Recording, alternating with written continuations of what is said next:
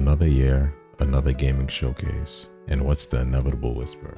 Next gen PS6, new Xbox, and now the Nintendo Switch 2 is here. It feels like we just got these consoles, right? They are barely 5 years old for Sony and Microsoft, and the Switch 2 just released. Yet the conversation around what's next never stops.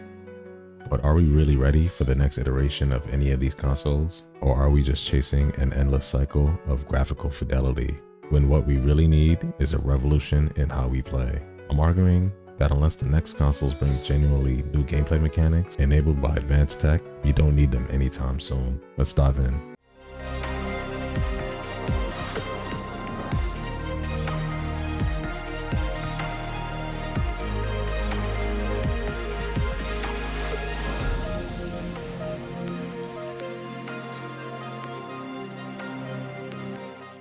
The PS5 and Xbox Series X are great consoles. They have ray tracing, they both have fast SSDs, and great fidelity. But are the games fundamentally different? The Spider-Man games on the PS5 look incredible, but the core gameplay is largely identical to its PS4 versions. It's a refinement, a polish, but it's not revolutionary.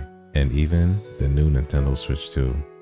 It's a significant upgrade from the original, a larger vivid 1080p screen, better graphics, but while games look sharper and run smoother, are we seeing entirely new game genres only possible on Switch 2? This is where we hit diminishing returns with raw graphical power. The jump from PS2 to PS3 was monumental. The jump from PS4 to PS5 and even the Switch to Switch 2, while visually impressive, was more like an evolution in resolution and frame rates rather than a fundamental change in how we interact with games. Development costs are soaring, and cross-gen titles further limit innovation.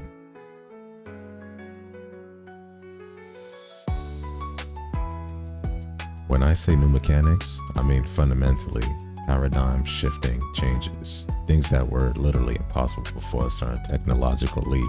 Think about the analog stick on the N64. It enabled true 3D movement, giving birth to genres like 3D platformers. The Nintendo's Wii motion controls created entirely new ways to play. Even VR today is pushing boundaries, providing that new tech can enable new mechanics. So what could next-gen PS6, Xbox, or even the new release Switch 2 bring beyond prettier pixels?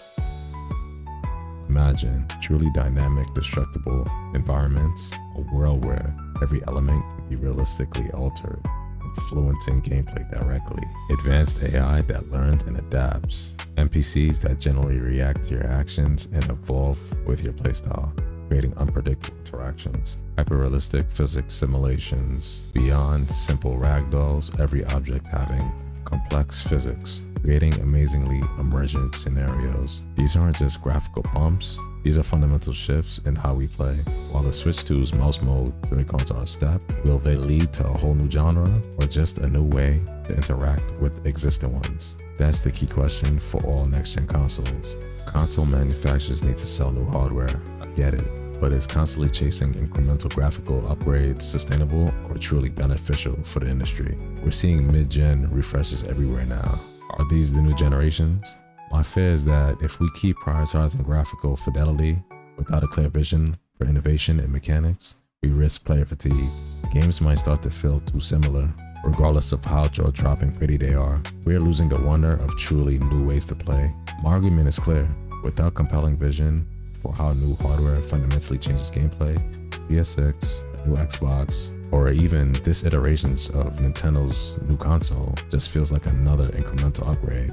We need genuine innovation, a killer app that justifies the leap, not just more pixels. That's it for now. That's my take on the console conundrum. Now I want to hear from you guys. Are you ready for the next PlayStation, Xbox?